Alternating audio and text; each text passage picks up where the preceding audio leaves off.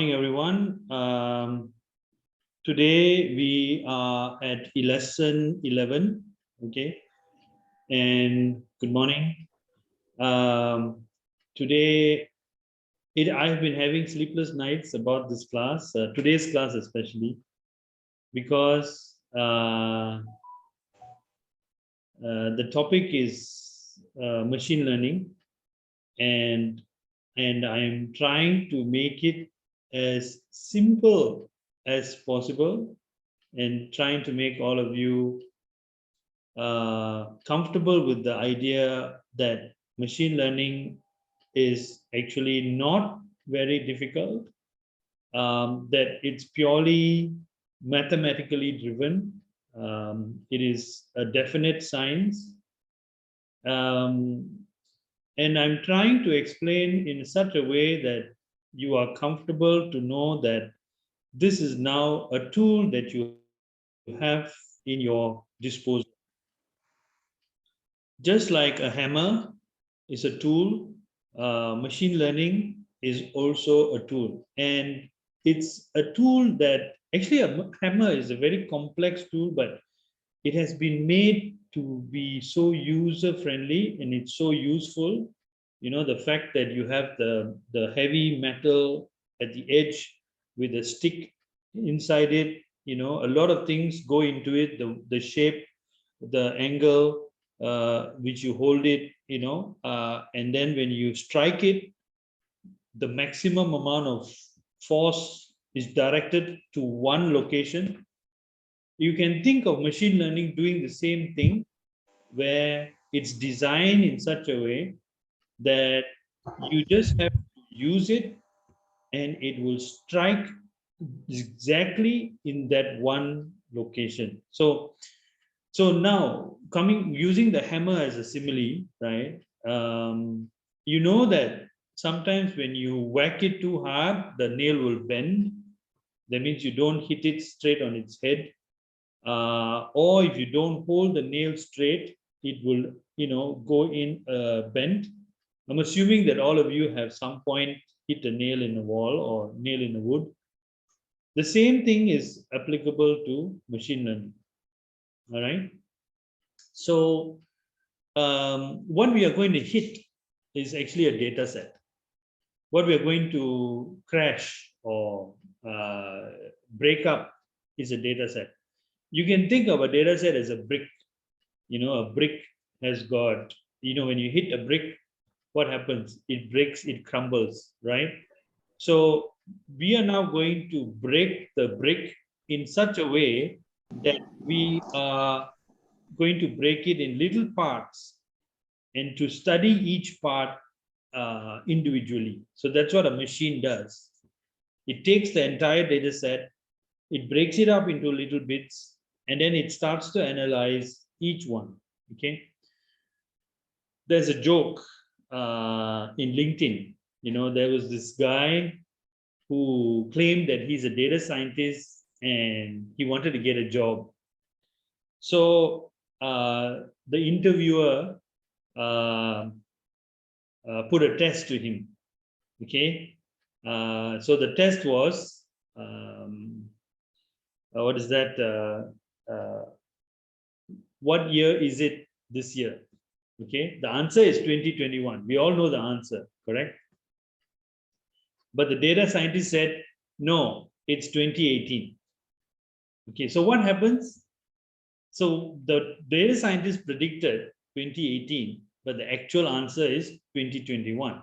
So what happens is there is a loss, there is a difference. And that difference is what we call as a loss. But we are very benevolent and we are very kind to the data scientist, so we allow him to do another try. So when he does another try, he tries to make a better guess. So he says 2019 because he wants to reduce the loss. But still, it's wrong. All right. So we recalculate. So the data scientist will recalculate his error or the loss. This time is 2 years off. Before it was 1 year off. So he tries to make it better. And then he tries again. And this time he says 2020. Again, it's a wrong answer, but it's very close to the right answer. Okay, so this is what we call as training, where we train the data scientists to get to the right answer where the error is absolutely the smallest. Finally, he predicts it to be 2021, and the year is 2021, and the prediction is correct. So therefore, he gets the job. So you can see now how machines actually learn.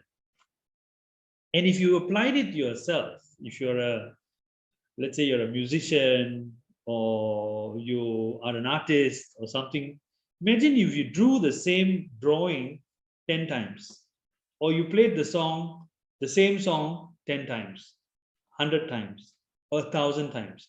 Wouldn't you get better?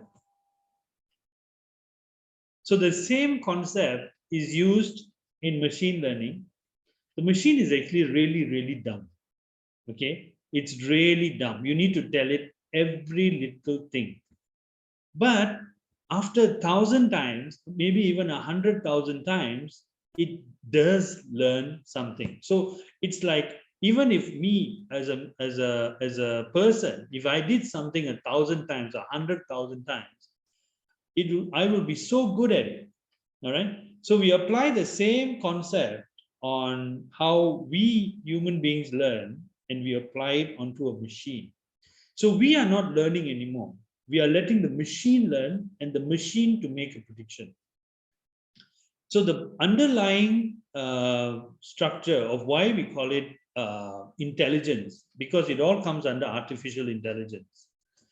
Artificial intelligence is nothing but artificially mimicking human intelligence. So what is human intelligence? Human intelligence is predicting, making a decision. Do I turn left? Do I turn right? Do I go straight? So at every point or every junction, you need to make a decision. And we have now created a machine that will artificially make that decision for us, like a self-driving car, what is that? All those things that you have that is taking advantage of machine learning.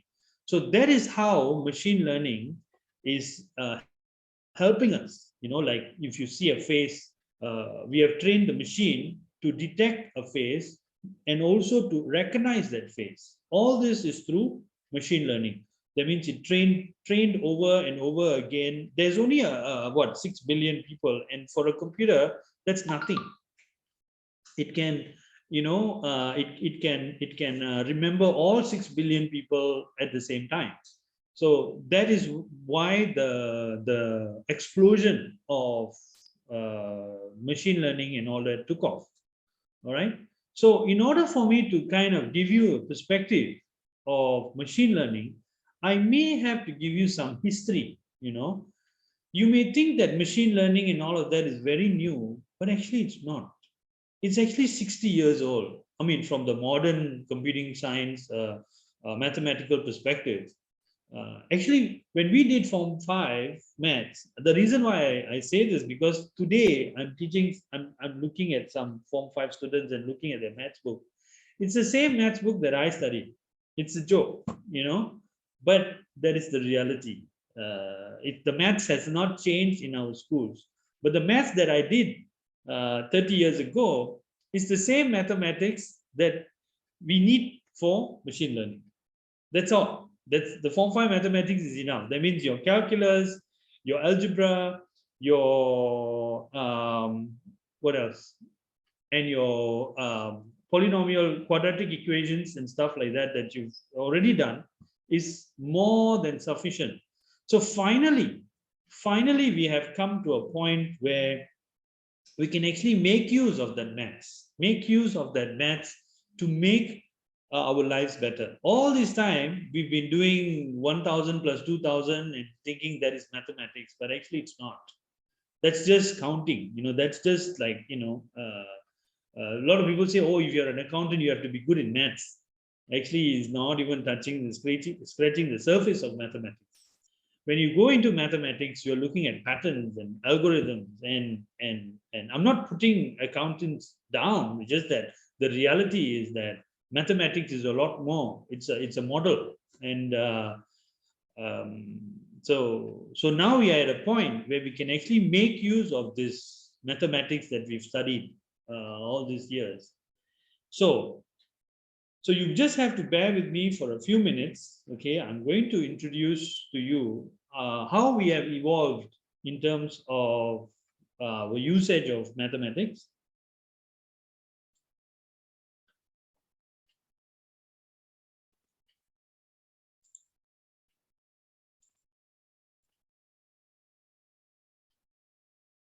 Can you see my screen?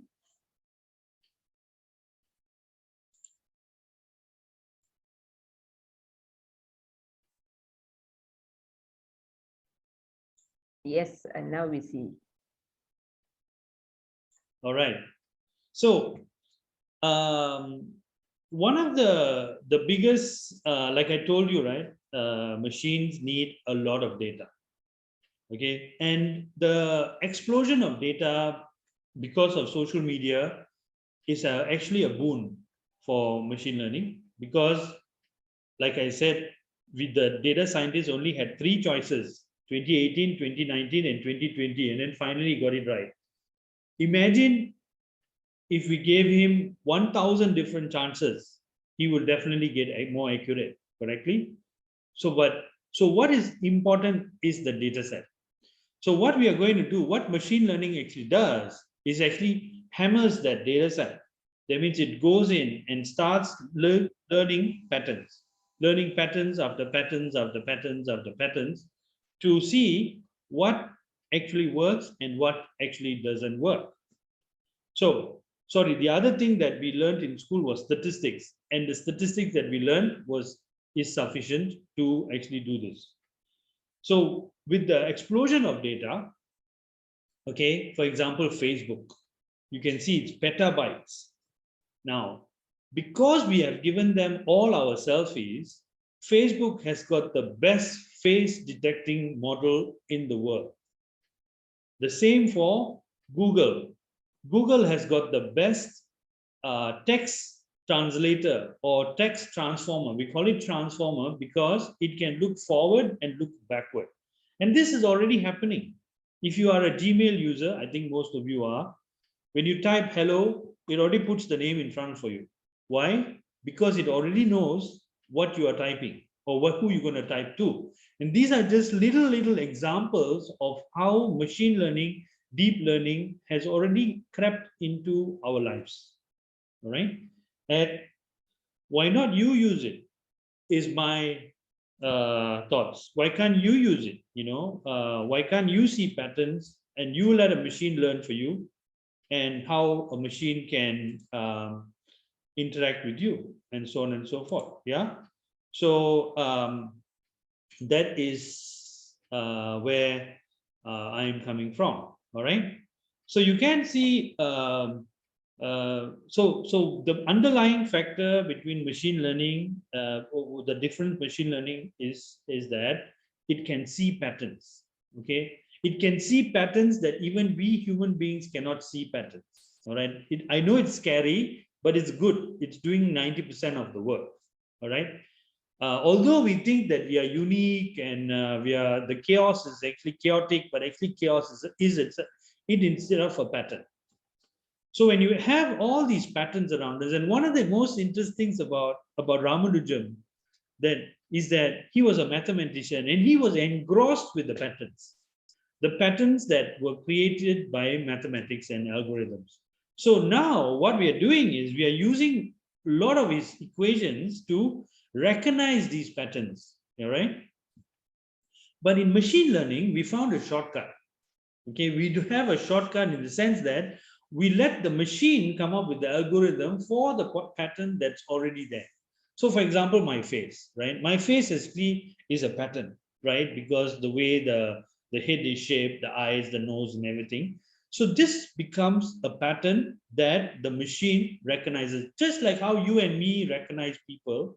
We look at a face and we recognize certain features, and that feature becomes a pattern. So that is what we are talking about. So these features or patterns that we talk about can come in different forms, but they are all, for example, when it comes to for computer vision, there are, so for example, if you look at this this diagram in the middle here, you can see that it's labeling it, whether it's a car, whether it's a traffic light, whether it's a bicycle, various things are being drawn. We call it a bounding box because it recognizes that there is a pattern and there is some sort of similarity between a car. But of course, this one has made a mistake because you can see that it's called the truck, a car. All right. You have a truck, but this one is like half a truck, so that's why it probably didn't capture it very well. So you can see where I'm going with this, right?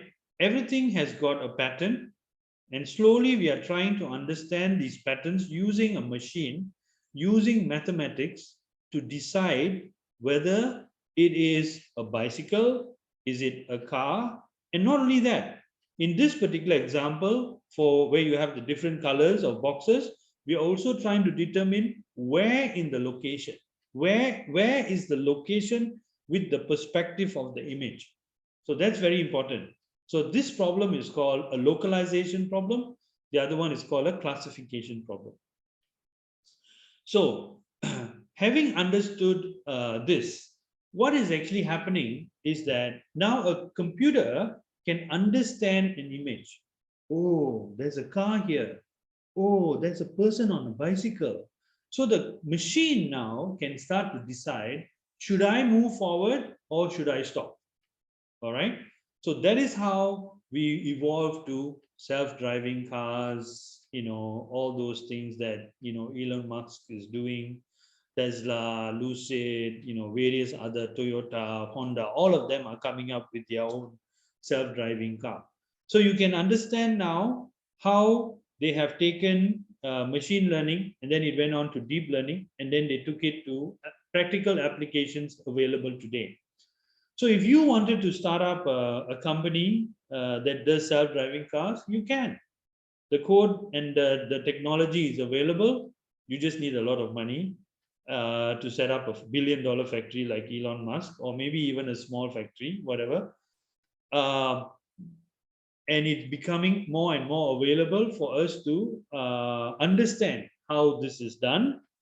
And of course, we are about maybe we are about 9 years old in terms of our usage of what I mean by 9 years is that 9 years ago was the first network that was created to detect a human being inside an image faster than a human being itself.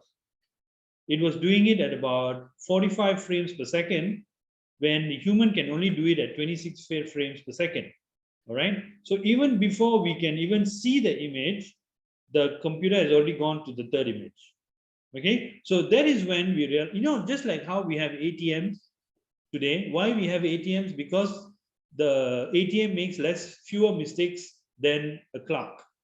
So that's when we like, oh wow, we need to do ATMs. The banks were like, yes, ATMs will save us money, less mistake. So we all move towards ATM. So the same thing is happening. So we are always competing with ourselves, unfortunately, very sad. So whenever we can build a machine that can do better than us, we're like, yay, advancement, like how we built an airplane to fly faster than anything else on this earth, or a car, or a boat, or whatever, So we are always trying to outbeat ourselves. So now we have gone into our senses.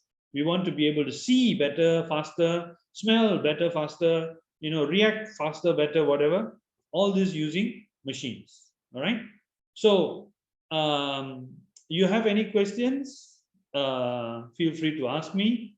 I'm just going to go on to the more fundamental usage of if you, let's say, if you wanted to do something on your own, what I would suggest is that first start off with the data set. So if you have like, I've been stressing on this a bit in this class simply because we do not value the data we have, but today data is gold. Okay, let's say if you're working in a ice cream shop, how many people came, what sort of ice cream they bought, what time they bought, what is the seasonal plan, what is your stocking plan. All of that information is now very, very, very valuable because we can start making predictions for the future based on that data set. So whatever data set you have, whether it's stocks or shares or loan prices or whatever, you can actually now start extracting what we call as features.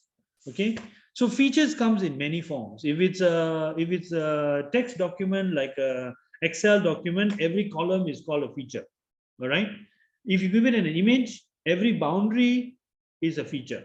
All right, whether it's a gradient boundary or a step boundary, or if it's a depth boundary, you can see the back of my head is like the deep dark whatever. So all these are different boundaries that you can differentiate, and these are called features. All right, so we may think that, oh, we are very unique and my feature is only my feature, but actually it's not. We all share a lot of features. So even today, like I can do a search and find people in the 6 billion that look like you. This is quite an interesting project, isn't it? Maybe you do not want to do it, but you can with the current technologies. All right, after extracting the features, and this feature extraction also, you can either do it two ways. One is sometimes it's too difficult to go and give the features and all of that, so even for that we have an answer. We call it a clustering problem, where we don't train, we don't tell it what to do, we just let it search and find out some features and tell us what are the different features that's available. Also possible. Or if you're very hardworking and then you want to be more specific and then you want to give it the features exactly, that means you give it a dog and you say this is a dog. If you give it a cat and then you say this is a cat, and then if you give it an elephant, you say this is an elephant. So that is called labeling each feature. So once you label the feature, it makes it a little bit easier for the machine to learn. So the network is also a bit more accurate. Okay, and we straight away can tell you whether it's a dog, cat, or elephant. Right? It's either not a dog, not a cat, or not an elephant. So basically, that's how we predict what is the new. Let's say you give it a new picture, it will tell us whether is it a dog, cat, or elephant, and it will tell us a percentage. Okay, a percentage meaning how accurate, how confident I am, or we call it a confidence. How confident are you? And this is part of the evaluation process that we have to go through. Remember the data scientist example? The first try was very bad. The second try was bad. And then the third try was okay. And the fourth try finally hit it on the nail. So that is what we call as the model training. So you have your features, okay, you have already labeled it, you've already told what is inside the data, you've taken off all the null values. If you remember our pandas, okay, the pandas is the most friendliest tool I've ever come across to help you clean up the data set, specify the features, and then we are ready now to do the model training. Okay. So when it comes to model training, you're actually going to do multiple batches or multiple, we call it epochs. Epochs is a very old word to describe the different time spaces that we have in this earth. But now we've tried to use it in IT, and we call it like for example, a batch is let's say the earth going around the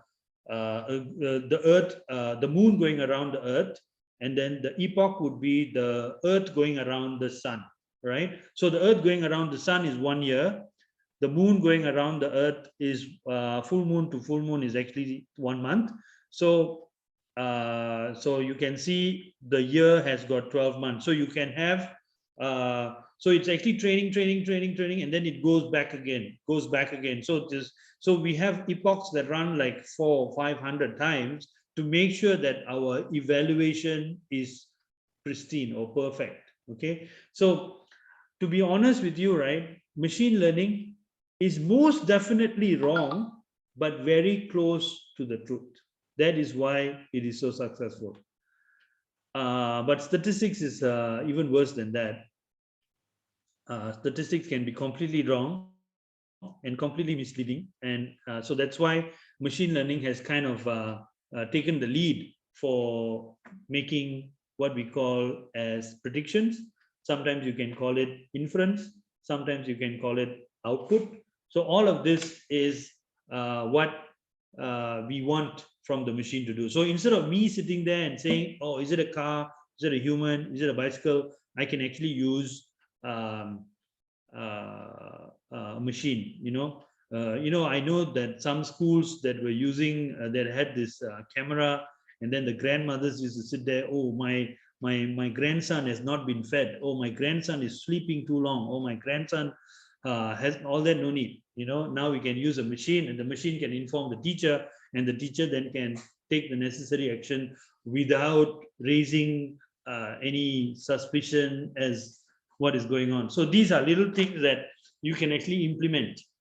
You can actually do that. Just put a camera and then put a machine, and basically the data set would be a kid sleeping. So if it sees a kid sleeping, it says, poop, hope someone is sleeping. So these are things is how you actually improve your workplace. All right, by reducing the number of dependent on actual people, you can actually use machines. And this is quite extensive in China. China has gone to another level. They've built cities where you can walk around, go to the ATM, do shopping, or check into the hotel, open your door, everything with just your face. All right, so that's a different level, so make sure you don't break the law in China. Anyway, so that's basically the fundamental idea of machine learning. So our scale of 1 to 10, how did I do?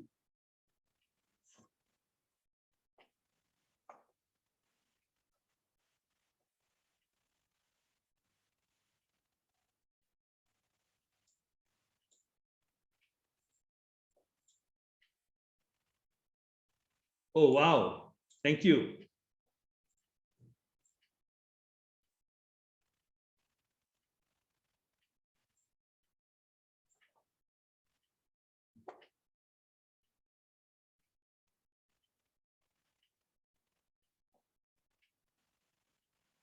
Okay, thank you very much. I can sleep better now. All right. So I just want you to know that the entire science is a trial and error kind of science. It's not a science where we already know the answer and then we come up with a solution. No, we just try, and then find what works and then latch on to that. I feel that sometimes life is also like that. I always give this example about how petrol and benzene, they are both chemically the same structure, but one burns and one doesn't burn. And how we know that is because we lit petrol and it burned, and we lit benzene, it didn't burn. So it's also by trial and experience, right? So having that mindset, right? And I also look at my nephew, who is 5 years old. He's so proficient in with the computer, with the handphone. He can start YouTube videos, play with YouTube videos. That's easy, but he's actually saving it for later and then sharing it and then giving comments and all that stuff. So, and he's not very proficient in typing, but he's doing voice messages and stuff like that. So you can see they are not about all the structured learning, coming for class and sitting down and, all that stuff. So really, they just try. If it works, works. If it doesn't work, they just move on. They don't complain. They have it. They can use it. They use it. They can't use it. They just throw it away. So I think we should have that sort of an attitude towards technology, because really it's not, it doesn't deserve that sort of a pristine importance that we all put to it. But at the same time, it's not important once you know it. It's important only when you don't know what it is. So that's where I'm coming from. Okay. So when it comes to machine learning, there are two big learning methods. Remember, I mentioned to you about how you go and tell the feature, okay, this is a dog, this is a cat, the year is 2021, that sort of thing is called supervised. That means it needs a supervision. And supervised learning is very heavy. Somebody has to sit there and label everything, but even, okay, maybe if you have like 100 points, data points, you have to label all 100, but at least the 101, the next one that comes in, the machine will start to predict by itself which class it is, or which regression it is, or is it 2022 or is it 2023. All that stuff comes in by itself, but the initial work is a bit consuming. All right, time consuming. So when I say this is classical, that means it's already been there for about nearly 25 years, because that's what classical means, right? So we are dealing with the old, nearly 25, 30-year-old mathematics to actually do machine learning. So machine learning is the more older classical methods and stuff like that. Of course, there are newer methods that have come in, which are not classical, which are less than 20 years, which is called reinforced learning, ensemble learning. Ensemble means everything is a bole.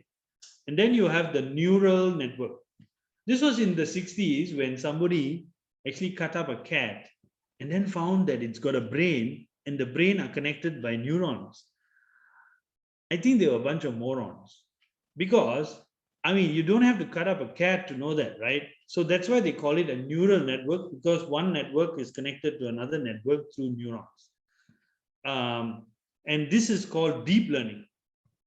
So deep learning is about maybe 10 years old, okay? And 9 years ago is when deep learning demonstrated that it can capture an image faster than a human eye. And since then, deep learning has been the preferred choice in terms of doing any sort of machine learning technique. Okay, so machine learning is actually a bunch of techniques, that you have under your belt. You have the supervised, you have the unsupervised, and then you have the neural network, you have reinforced learning, you have ensemble methods. All these are different techniques that you would have to kind of, so that is when you want to get into a data scientist kind of a position. You would need to focus on, why should I use reinforced learning? Oh, because the problem is like this. Why should I use a neural network? Then you need to get into the basics of, get into the details of why reinforced learning, neural networks, all of them have their own flavor. It's just like if you drive a car, you have a 4x4, and then you have a sports car, and then you have a sedan. So all of it have a different purpose. All right, they all go from A to B, but still, it's how you get to A and B is also important. So you have all these different techniques to actually take you to B, but in a different form. Some fast, some slow, some in style, some not in style. But the neural network has taken the lead because it's quite versatile. Although you can give it some features, and then it starts to learn features on its own. That's why it's called deep. Like deep state, deep learning. It's deeper than what you perceive it to be. So that's why they have this deep word associated deep learning, because it's learning. So if you give it enough pictures of women, suddenly it'll say, hey, this woman looks like a cat because of her eyes. That sort of a deep learning thing can happen. So deep learning also, you have to control it, because sometimes it learns too much and then starts to go off in some tangent, which is also a dangerous thing. So So so that's not your worry, but today it has become even easier. We don't even need all of this. That means if you have a specific task, okay, I want to detect objects. For example, I want to detect waste, plastic, glass, bottle. We already have a network for that.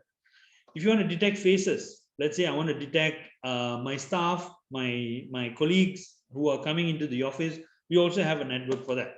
So all of this is now not needed, but not needed, because you have specific networks to do specific things. So it's become easier in the sense that you don't have to, go into the details, because you're not going to teach this class, right? So you just want to use it.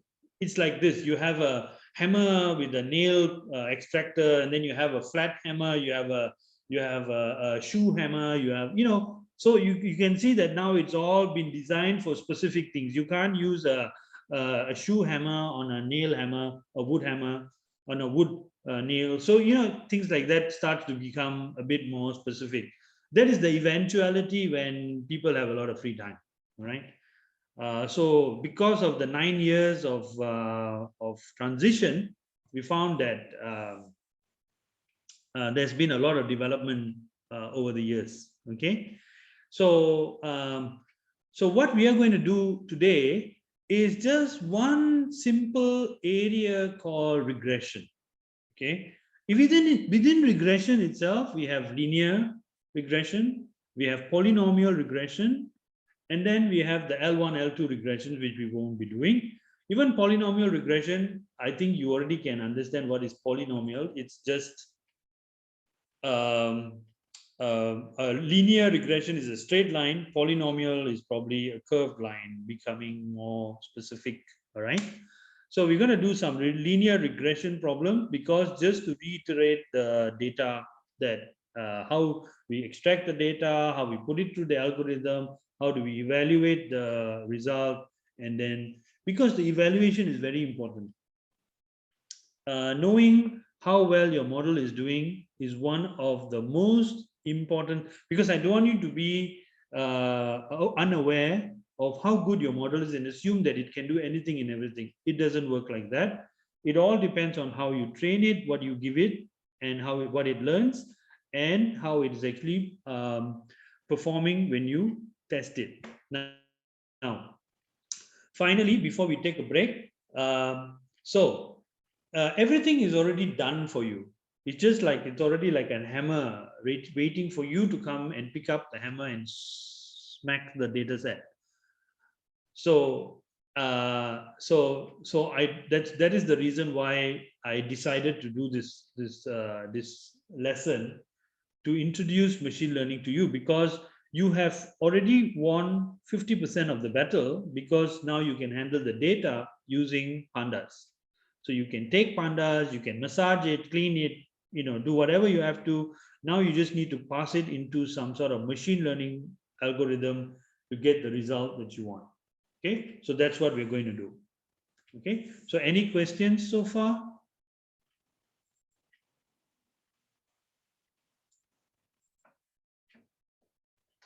I think we should take a break, because I don't want to stress you guys too much. Take a break, and we will regroup at 11 a.m.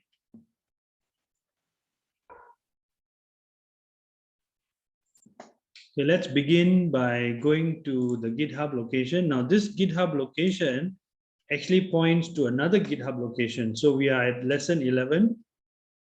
Okay. And in lesson 11, I have some machine learning examples that I put together for you. Okay. Now, without going into too much of detail, all right, I'm just throwing it out there how you can start using machine learning for your everyday purpose. So I'm going to start with a very, very basic problem. Okay, it's called the decision tree Titanic IPM, but I'm going to open my version so that I don't have to save a copy, because you would have to download, you have to click on Go Colab, but I can do it for myself here because I already have it in my labs.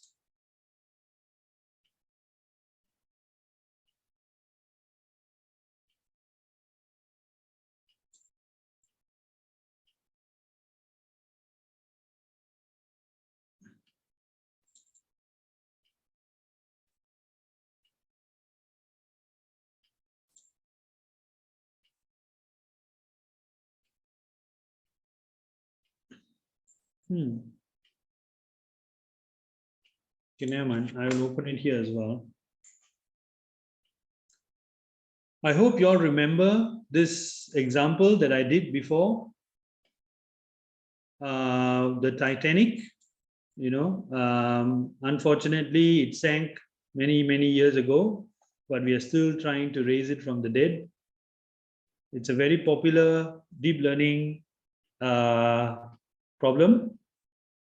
I mean, machine learning problem, right? The first step, of course, is to import all the necessary libraries that we need. Okay, I just want to pay special attention to most of this we have already used before. Our good friend NumPy and our best friend Pandas. Then we have matplot library. Remember matplot library to plot the different types of plots. We did it in our data visualization. Then we also have Seaborn, which is based on matplot library, but does a little bit more work. And then we have two things, SkyPy and Scikit-learn.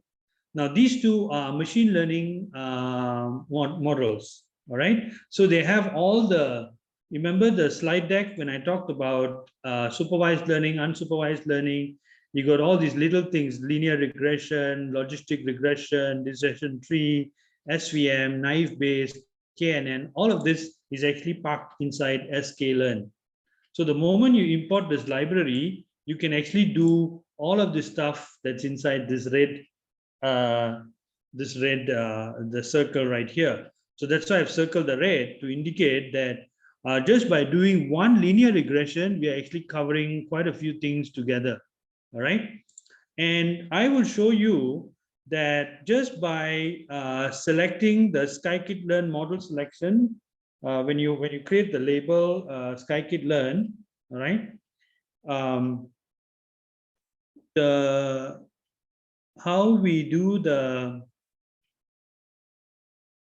learning is as simple as this. We just call decision tree classifier. So it's coming from Scikit-learn tree, and we have the decision tree here, and then we have what is that?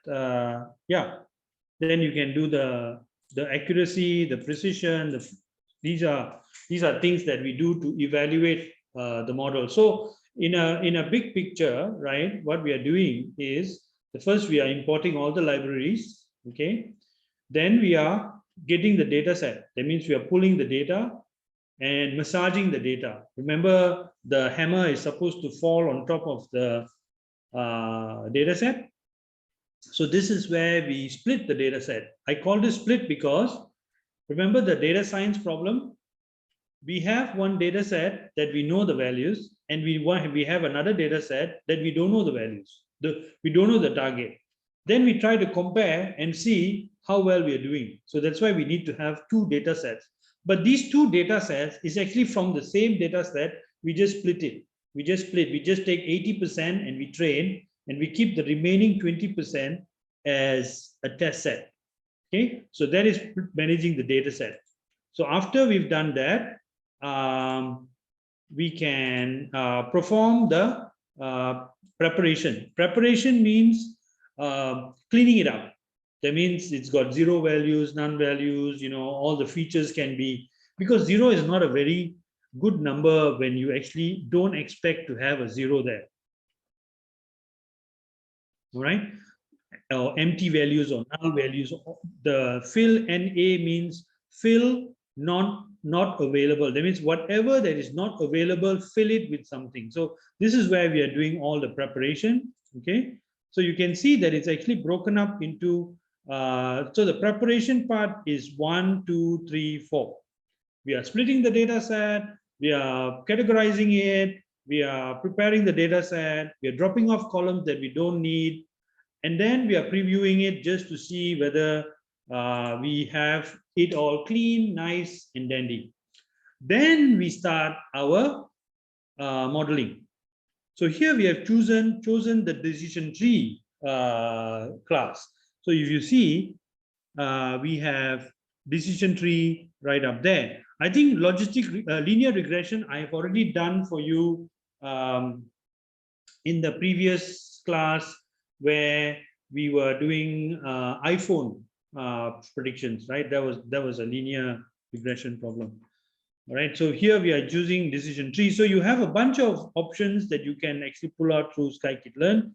And if you want to learn it, you can just do scikit-learn dot, and then, so you see, this is what I tell my machine learning and deep learning students, all the mathematics and all of that is all useless, because you just put decision tree and put in the values, you're good to go. You don't really need to know what is the decision tree, what it does, how it does. Like how you drive a car. It's got a 4-cylinder, right? 4-stroke. Do you really need to know beyond that? You just need to know because you have to pay your road tax. Besides that, do you really need to know what's inside the engine? No. So that is where machine learning has come to, where we can just use it as it is. So we just need to know from a usage perspective. That's why we call it data science practitioners. So practitioners just need to know practically what is needed and what needs to be in the system. So I'm just going through high level, and I'll come back down again. So here we pass it through the model, and you can see this word fit.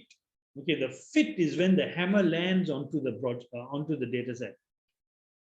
So whenever there is a fit, that means we are taking the model, sorry, we're taking the data set and the network, which is decision tree, and combining it together. So you can see here, the fit is actually decision tree fitting into the data set. The data set is X trained. Remember from when we split the data set? So this is where we created X trained.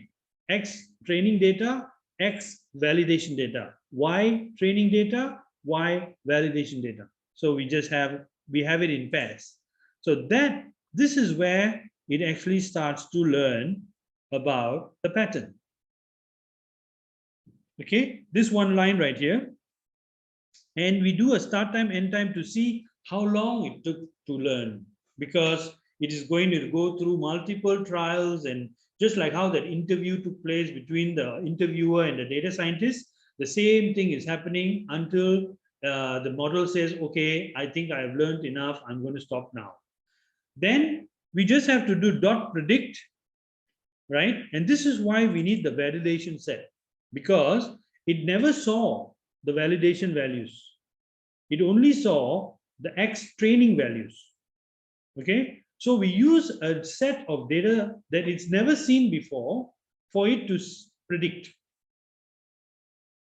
That's when we specify a new set of values for it to predict, and the predictions are stored here.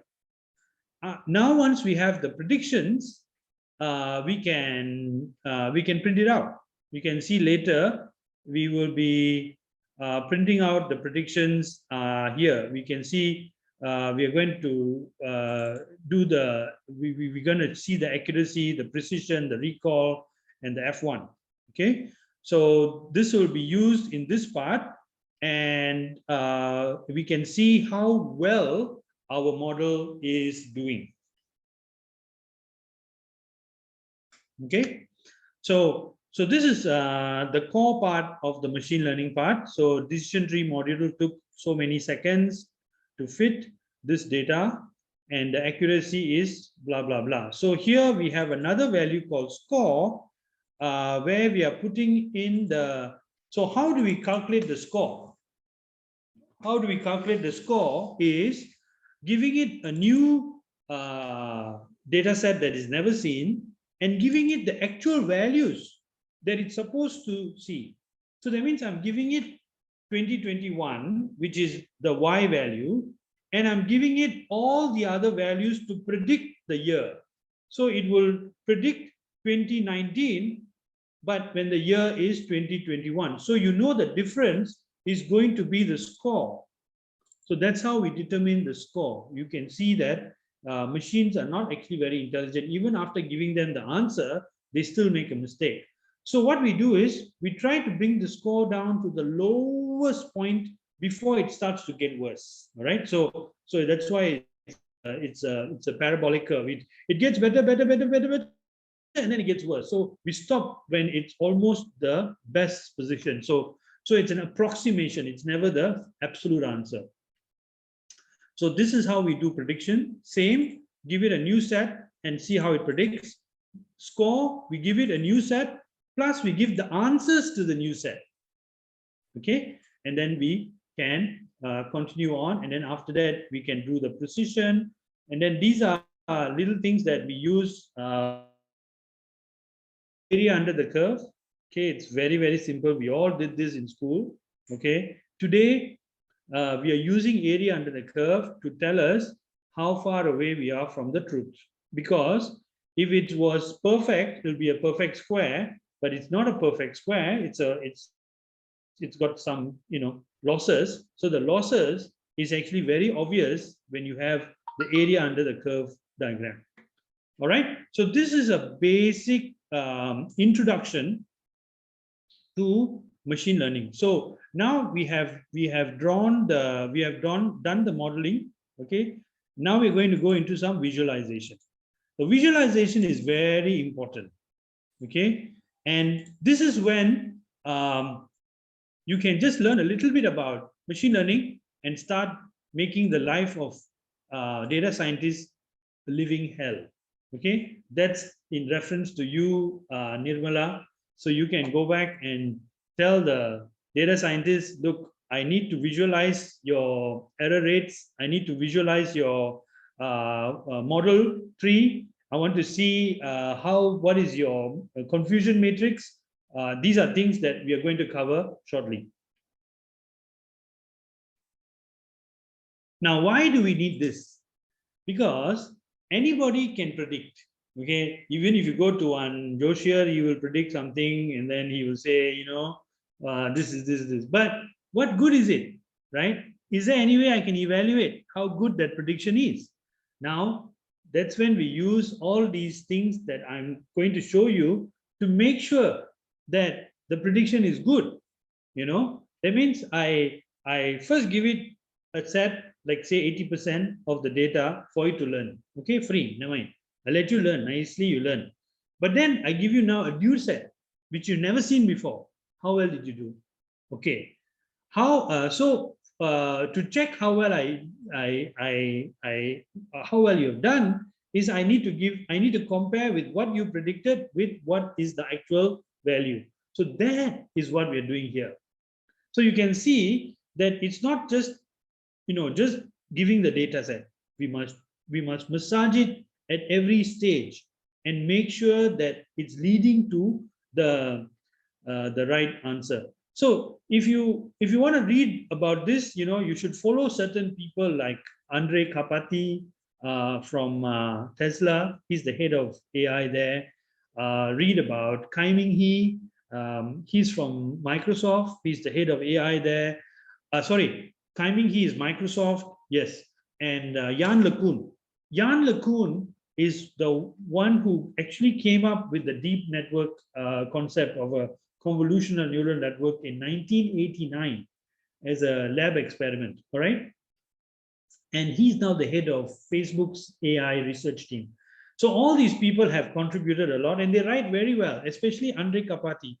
He was a graduate student at Stanford and he went to Google research team and interned with them for just to learn one particular technology, which was called reinforced learning.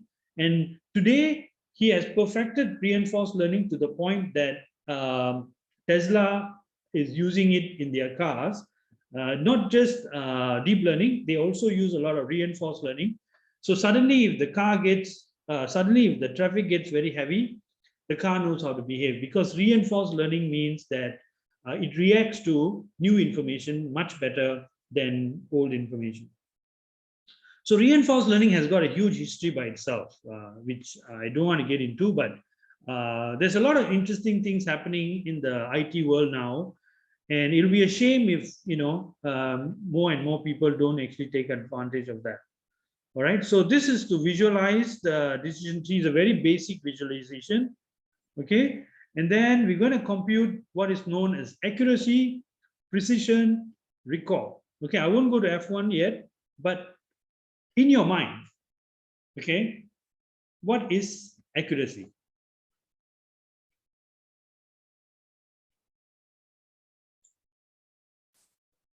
Would you like to be accurate or precise?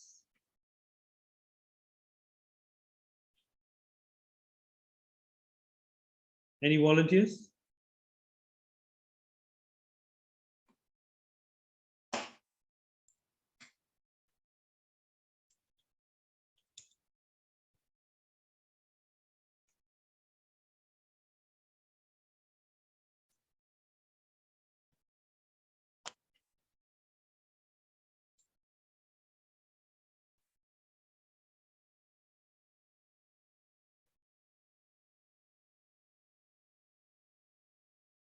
So I think this is the best picture I can actually talk about now.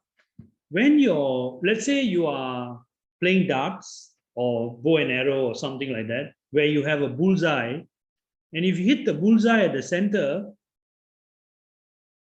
that means you are accurate and precise. Okay. If you are lumped together, that means you are precise, but you're not accurate. Okay. So now you know the difference between precise and accurate.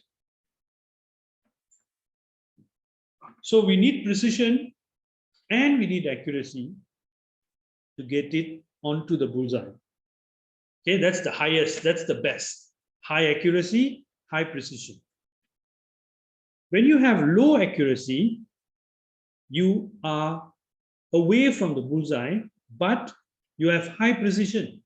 So what do? You know, if you're a sharpshooter, right, what will you do at this point? You would calibrate your eyepiece to the what, southeast, so that it will come towards the, this is what we talk about is model training. So you have a precise model, but it's not accurate. So this is how we evaluate the model, by these numbers. Of course, this is absolutely useless because it's low accuracy, low precision. This one has got a high degree of precision, high degree of accuracy. That means it's bunched around the bullseye, but it's not precise. So you can see there are 4 conditions that can trap the model. So we want to see now, are you accurate and are you precise? Okay, so now the machine is evaluated by these points. How accurate is it? How precise it is? Okay, so that is accuracy and precise.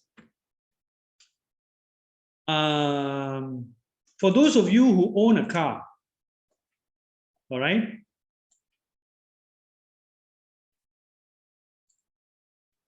have you heard of this word recall?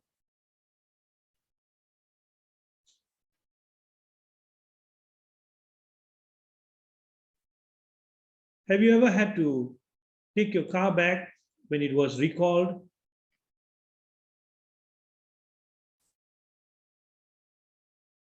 Yes. Can you see what recall means? Basically, when it was in the factory, they thought it was positive. But then they realized, no, it was actually negative. So that's recall. So they are recalling your car back. Hey, come back. you were supposed to be positive, but you were supposed to be positive, but we detected it as negative. So we want to check it again. So that's why they call you back. You are actually negative, but we are supposed to be positive. So we need to recall back and replace whatever part to make sure it is positive. So that is recall. So what am I leading to? I'm leading to the fact that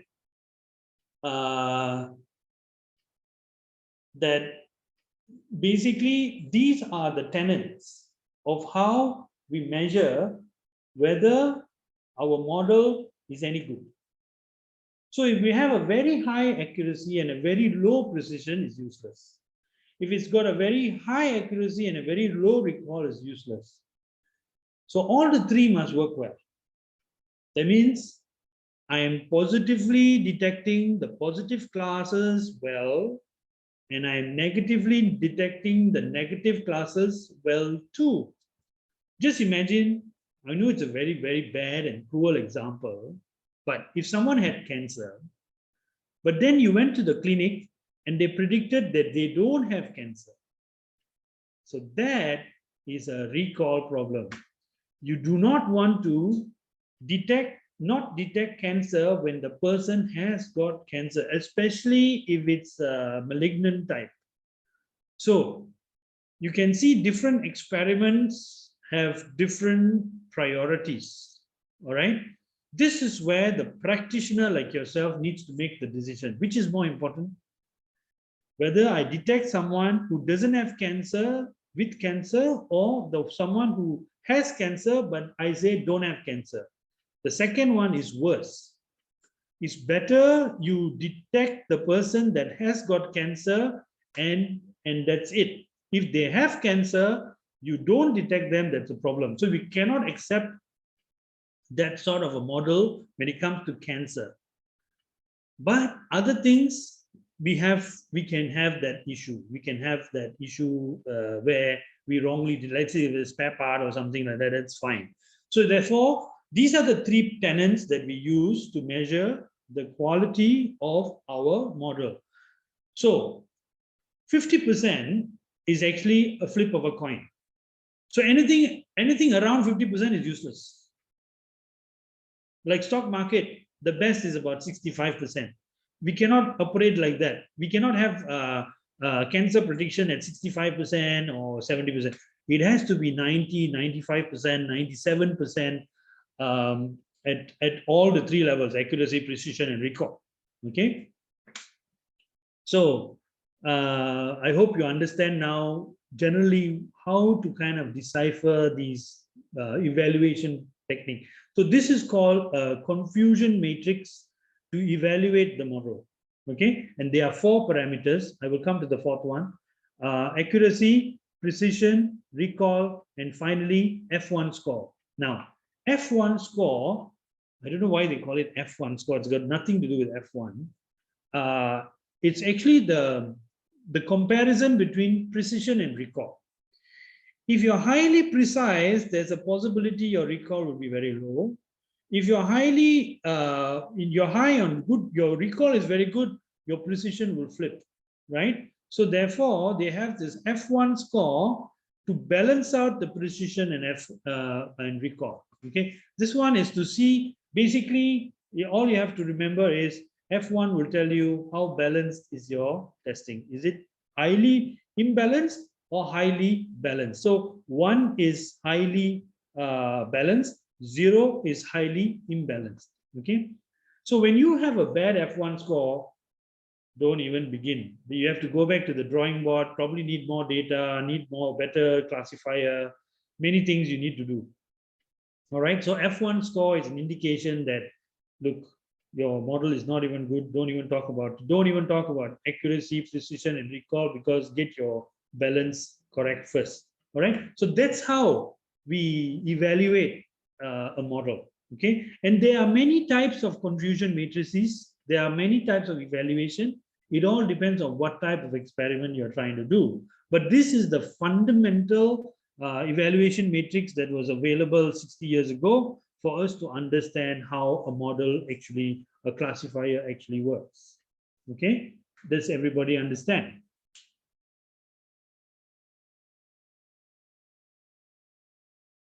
Now we are going a bit deeper into the learning of the model. So the model is learning like a train, it's going. Now you're seeing that how much is it learning? Is it learning a lot or is it learning a little? Is it starting to plateau? Is it getting stupid? Those are things that we want to find out. So we have this area under the curve that we draw over the time period to see that, okay, I think better stop now because it's not learning anymore. Poor child is being forced. So let's stop, so that's how we stop the machine learning. So that's what we talk about in. Okay, then we have another one called, this one is getting a bit deeper. Data scientists like to make things complicated and look at it this way and look at it that way and this way and that way. So now we are drawing the precision against the recall to see what is the average precision available, which is also a good measure because we are always looking for a general model. We don't want a model to overfit. We don't want a model that only works for one particular experiment and doesn't work for another one. So this is what that gives us that bigger picture. Okay. Then your decision tree model. Okay. So these are all very specific to the classifier that we have chosen. Like a tree, how do you make the tree more efficient? By pruning it. That means you're taking off certain branches, cutting off certain branches so that it becomes more lean and it gives you the results that you want to get. So this is related to the decision tree. And then we have the cross validation, and then we finally get an optimized model. So what is cross validation? Okay, remember I told you that when we break the brick, it breaks into bits, right? Some will be big, one will be small, one will be, like powder and stuff like that. So we want to make sure that if the big piece is going to tell me a lot of information and the small piece also tells me a lot of information, then I have to be very careful. Who do I trust, the big piece or the small piece? So there is some sort of cross-validation that we keep doing. And you don't have to touch this at all. It will automatically do this cross-validation for you, and it will learn from the most trusted sources. Like how there's a lot of fake news, right? So this cross-validation is to cross-validate, hey, is he telling me the truth? That's cross-validation, and this happens inside the model itself. You don't have to touch it. And then you will get a model that you can start now testing any new information that comes in. So basically, this is the gist of machine learning. So let me just go back to my initial diagram here. So what I want you to take back as an assignment for yourself, first is find a data set. Okay. After that, build a hypothesis of what is it that you want to infer from this data set. That is the inference. So you got the start point, you got the end point. Now you need to match it together. In between, it's the same thing you got to do all the time. Feature extraction, model training, evaluation, all of that is standard. What is missing in this world today is how people understand data and what is sort of inference they want to make. And let me tell you, 85% of data science projects fail because people do not know what they want from the data set. They think they employ one data scientist, come and sit in the office, pay them a lot of money. Suddenly the revenue is going to skyrocket. Doesn't work like that. They need to know what sort of data you have. You need to know what sort of plan or what sort of information you want to extract from your data set. All this must be given to a data scientist, and then only they can start formulating their feature extraction and model training. Very, very important. Usually, whenever I go for a data science discussion, if I'm going to talk to a client or some company or whatever, half an hour will be spent just educating them on this, because they think, hey, machine can learn everything. What? Yeah, can learn everything, but it'll also give you garbage. So you need to control it. You need to massage it. It's like a child. You need to educate it by giving it certain information that is relevant to what you want to infer. Then only it will work. All right. So that is what we are actually doing in this example. If you go now since you have the bigger picture, slowly start diving into the details, okay, and start seeing how the data is structured.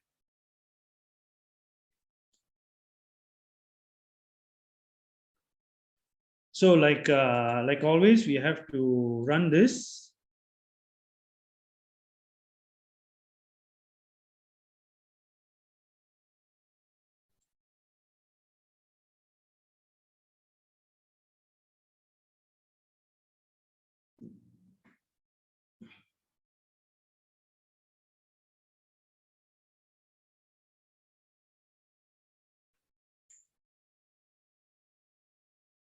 Okay, after you run, basically it's just going to print out the versions that you've downloaded.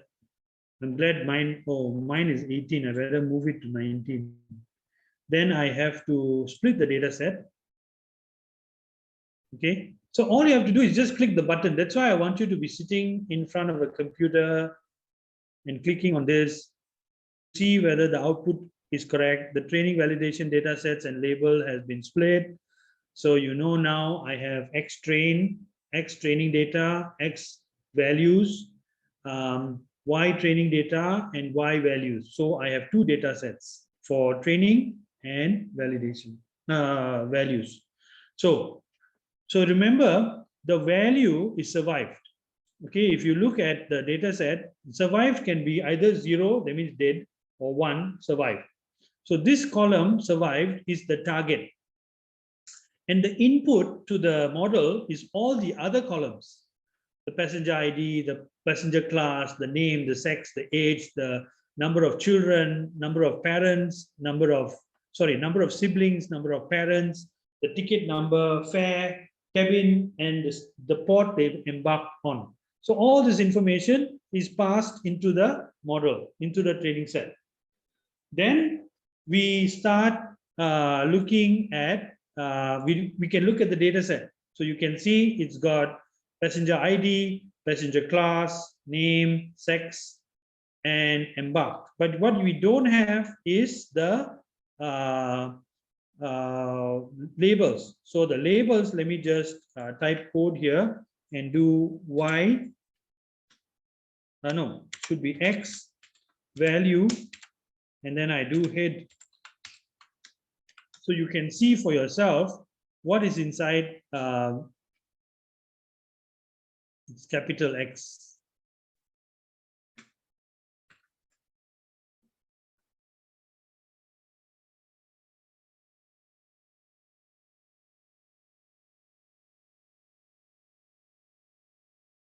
I'm sorry.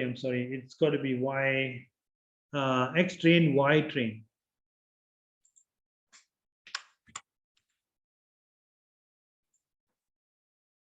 So Y train actually contains the target. But Renuka, which link you're talking about? You mean the GitHub link?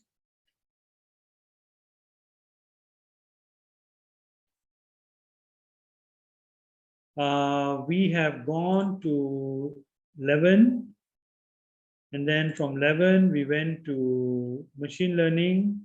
Then from machine learning we went, from 11 we went to machine learning, and machine learning is here.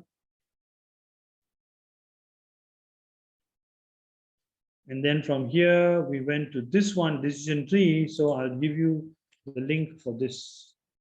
We are now doing, see, the thing is, if you didn't look at the slide, I mean the site while I was talking, it would be quite difficult for you to follow, right?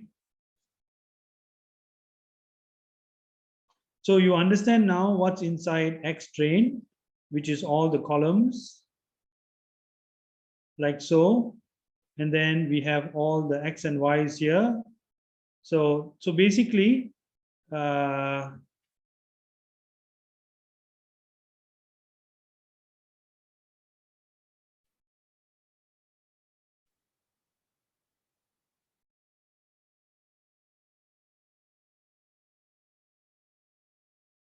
it's not sorted, but it's random. So what this split does is randomly takes a certain percentage and put it in. So if you look at the train and split, just do Control P. Oops. You just hold your mouse there. Train and split is actually a function method, and the parameters are specified here. So if train size is also none, it will be set to 0.25. 0.25 means 25% of the actual data set is then put as validation, or as a validation set and training set. So my mistake is X train and Y train go together, X validation and Y validation go together. So you have 75% here and 25% here. All right. So if you don't believe me, and I hope you don't believe me, so that you will try to learn yourself, you can just do X underscore val dot describe. So these are things that we learned, remember, from our, so you can see that the number is 223, and so we want to know the total number of all the data, right? So that one is inside data raw. So what we do is we can just type data raw describe. All right, will tell me my entire data set. So my entire data set has got 891 records, and it's automatically chosen 223 inside my validation, and how much do I have in my X X validate X train. Same thing, described.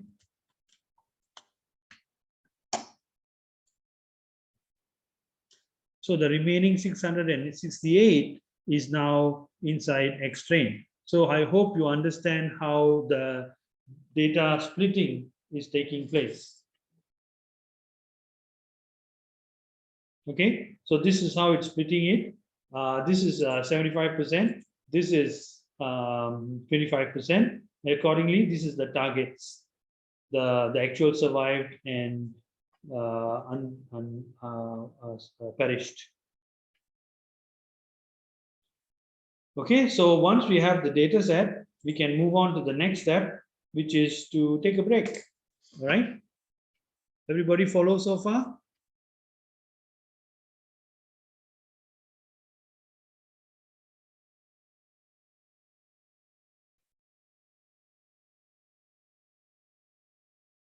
Is it too much to follow? Actually, all you need to do is go here and just click play, play, play, play, play, and you can see the results.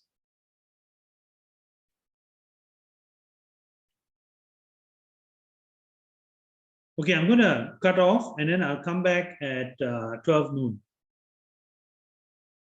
Basically, when we have a data set, we have so many rows, right? Right to the bottom. So when we say we want to do validation, we just take 25% of the rows as validation, and then the remaining 75% as the tests. So that's what training, 70, the one that is highlighted is training, and the one top is the validation. That's it. Kana, I can't see your screen. Oh, okay. Okay, let me repeat again. So let's say we have a Excel sheet like this. This is our data set. Okay, so we have like 36 rows. So out of 36 rows, if I took 24%, that would be 12 rows. So 25%. So that would go 12 rows. So this 12 will become my validation, and this 75% will become my training set. Basically, that's what it does. That's what the split and train does. But what it's doing addition to that is that it's randomly taking the 75%. It's not taking it like this, where I'm splitting it, top first 12 is the validation. Second set is it's actually taking it as a random value, randomly picking 75% as training, and randomly picking, and the remaining is the validation. So that's how we get the train and test sets. Okay, so this part here is trying to maintain a certain amount of uniqueness. Okay, so that's what test and train split does. So I give it so that's why I give it a random number here. So I give it a random number because it's randomly taking 75% and putting it inside train. So there is a variable called size. Let me see. Just then I can specify test size. If I put it as 0.3, then it will take 30% randomly. So, and why do we specify a random number is because, let's say you wanted to run the same test as I should give you this number 1912 because your random set will be the same as my random set. Remember, randomness is actually pseudo random. Randomness actually needs a random number to begin. So to maintain the similar types of data, because you can have the same data set, but the random 25% and 75% can be different, right? So that's why we have a random state where we can use the same number and generate the same 75% and 25% to do our test, because if my results are different from yours, then it could be the randomness of the data set. That's why we have just to give you a bit more from what you actually asked for. Okay, does that make sense?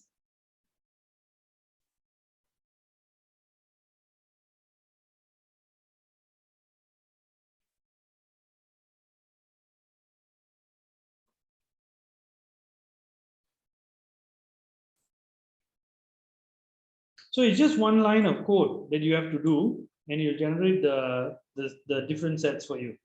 Okay, so some people call it validation, some people call it testing. It doesn't matter really. It's just two different sets. And when you train a model, you do not want it to see the other data set. Okay, so let's continue on with the next part, which is dropping columns. Okay, so this is just a way of reducing the number of features, because we know that the passenger ID, the cabin number, ticket, name is not really going to affect our experiment. All right.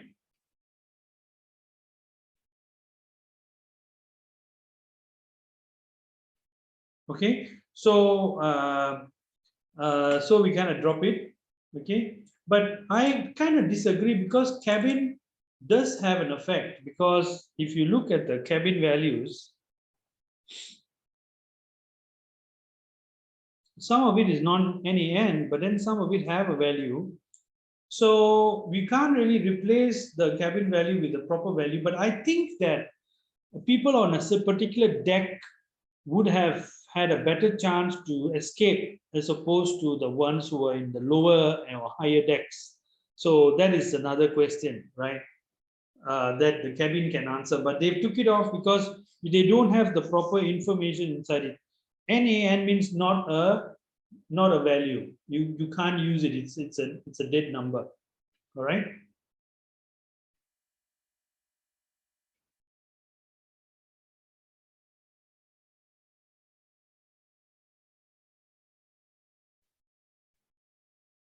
So after having done that, dropping the tables, now P class, sex, and embark is actually one hot encoded. Why? Because it's actually P class has got a number.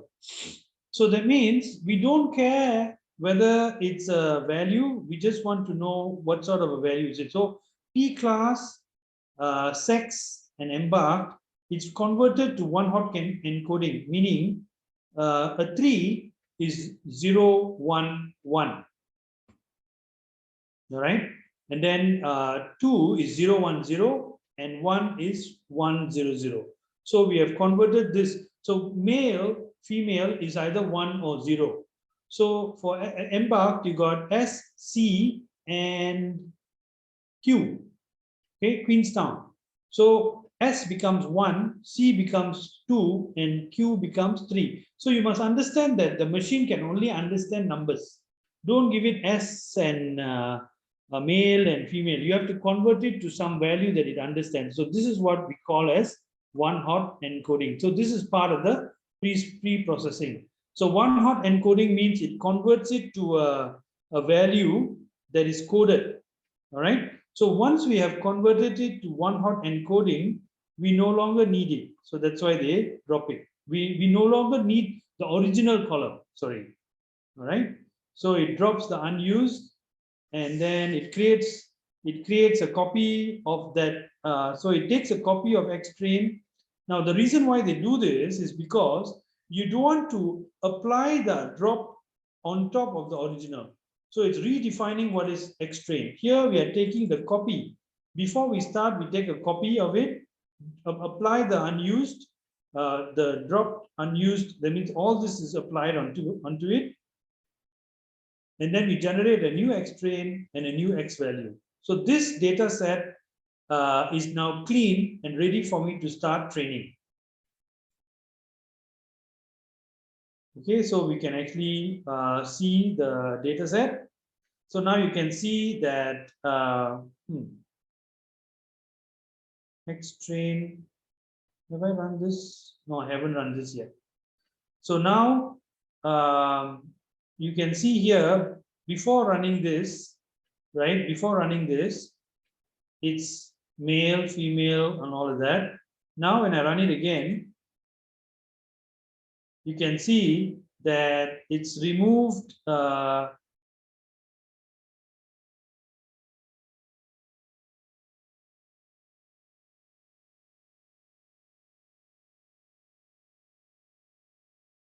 wait a minute, I think I make sure I better run everything properly. This is ran, this is ran, this is ran, this is ran, this is ran, this is ran.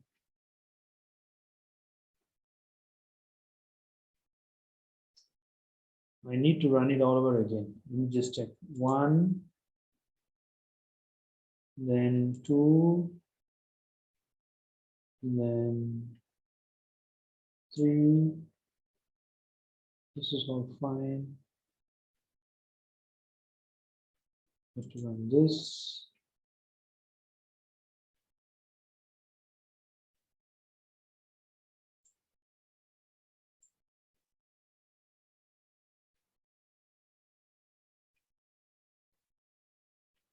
Yes. So one very important thing, don't skip the sequences. So you can see now P class 1, P class 2, P class 3 has become one-hot encoded. That means 2 is 0, 1, 0, 1 is 0, 0, 1, 3 is 1, 0, 0. Yeah, so this is 1, 0, 0, 1, 0, 0. So you can see that they have different classes. So all these three can only have one value. Same for sex male and sex female, 0, 1, 0, 1, 0, 1, 0, 1. Embarked, you have C, Q, and S. So all of this has become one-hot encoding. So this is what the computer wants. This is how it can predict. Okay, not male, female, S and Q and P and all that stuff. But never mind, it will automatically change it back to its original form when we want to do the processing. All right. So once we bring it down to this form, this is what these functions are doing. Okay. It's calling the different unused functions. So you can see here, P class, sex, and embark, which is P class, sex, and embark, has become one-hot encoding. And then age has become completed, SIB and part, number of siblings and number of parents have been completed. So everything is a beautiful number. So it doesn't really care now at the top and the index, it can start processing. So this is where we start defining again, we have a random number to control the random number generation. We have a start time, end time. In between, we have the fit. Okay, so let's do this. So this is when the data is being put into the model to generate a prediction. So we have a decision tree model that took 4.55 milliseconds to fit. The accuracy is 80%. So that is good, but it can be better. So now let's plot the decision tree structure. Don't get alarmed.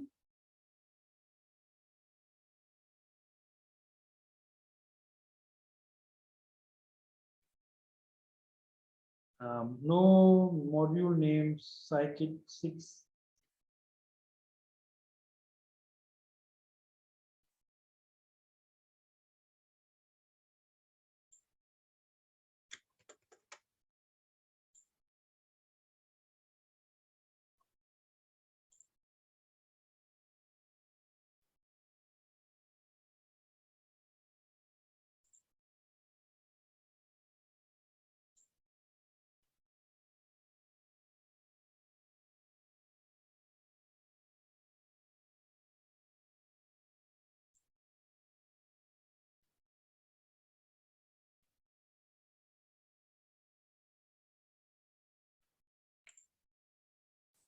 One second, I'm not sure why this doesn't work.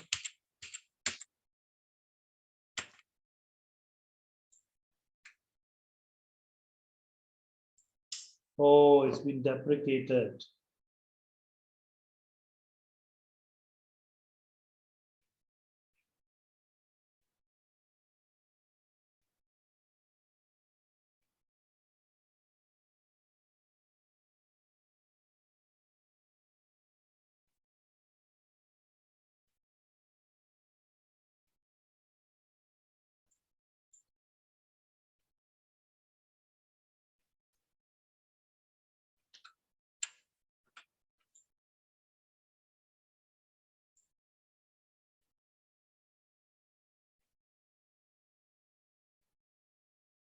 Okay, so if you get this error, just remove everything and just put 6. Okay, so this is going to create an image. A function plot decision tree structure has been defined. Okay, now we are going to call that function. Are we going to call that function? No, we're going to call it later. So let's run the model scores. We're creating all the functions here. And then now another function.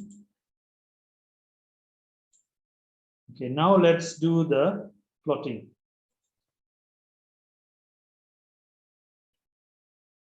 So this is going to take a bit of time. The first one, right, we ran is right here. This decision tree structure. I know it's going to look like really confusing, but it will automatically do this. And this is what we call as a decision tree because it looks like a tree, right? It looks like the branches, and then there's branches and branches, and then it goes to the bottom. So basically, the bottom is always filled with one particular class. So this is either dead or survived, dead or survived. So the trees, the one that is blue is all the survived, and the one that is the dark brown is the dead. Okay, so basically a decision tree is asking questions about the entire data set to see which one is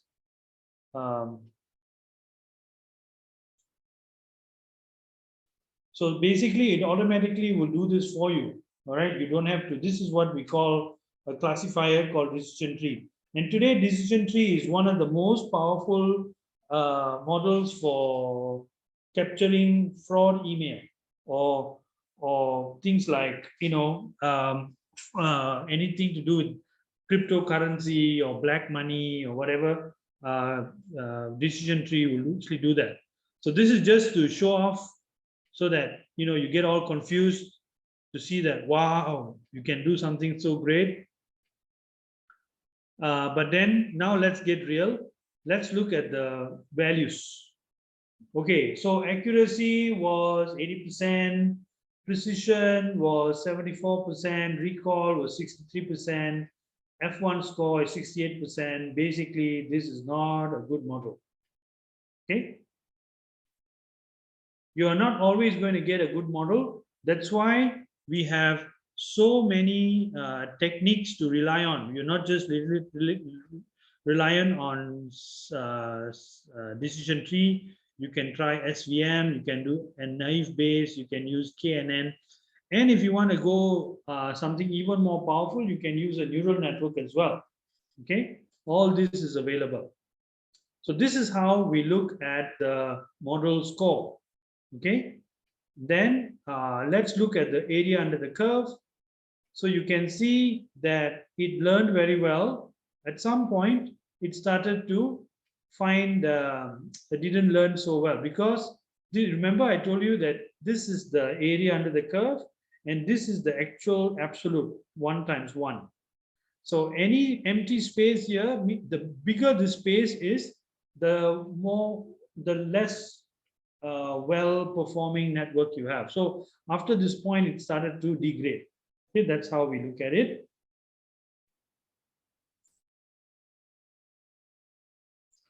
And then as we started to do more samples, it got worse. Okay, that's telling us about the average precision.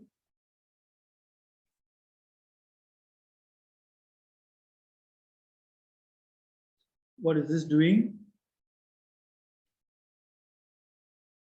This is now with the maximum depth. This is also doing decision tree, but with a bit more parameters, maximum depth and pruning. We are doing some pruning here. This is to improve the model. Let's see how it goes. And we got an improvement of 2%. It took a bit longer, but it's much better performing. Okay, so there must be some benefit in pruning. So let's try that again. So what is pruning? Pruning is, you can see this is not such a complex model. It doesn't grow very big. So it's got certain amount of pruning, and the pruning is generating a little higher score, a little higher, not very much higher. Recall has dropped a little bit.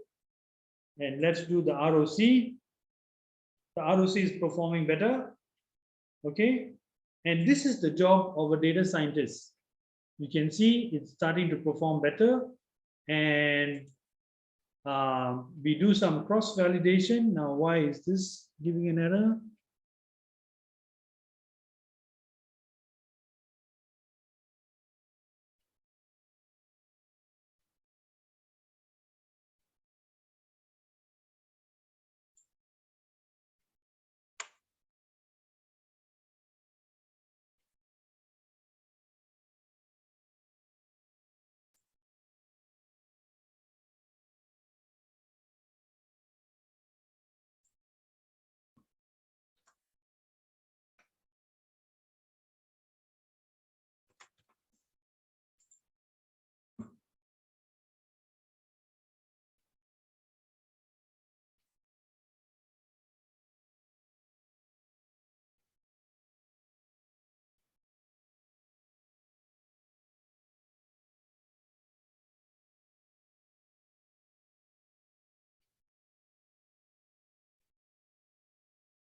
This is another way to find out what is happening inside the decision tree. How many leaves? How many leaves are? These are leaves, right? No, these are also leaves, and then they have the line is the branch.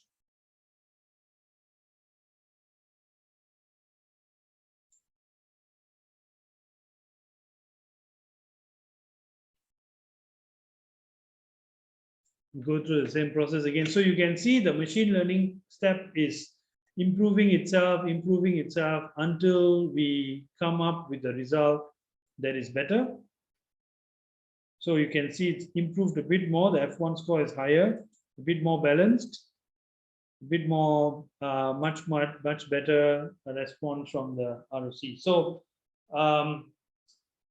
I know this topic is probably not exciting at the moment, but it's really taking the world in a storm right now. And like I told you, how the machine learning, the data scientist was taking doing an interview and given so many chances to answer the question. So basically, that's what we have done. We've just tried 3 different trials on the same data set, and you can see that it just keeps improving and improving. So realistically, it's all dependent on how satisfied you are. Is 97% good enough for you? Is 72% good enough for you? So you can actually start to define the what is that, the depth of your understanding. All right. So I know the class has been a bit long. You know, we are taking 1.5 hour, nearly 3 hours now to complete. And yeah, so the next class I will try to make it a bit more exciting. So I hope that I was able to introduce you to machine learning. Okay, there's loads and loads of help on the internet for you to read and understand and get a handle of. So, you know, it's all about your initiative and excitement to get this to work. So yeah,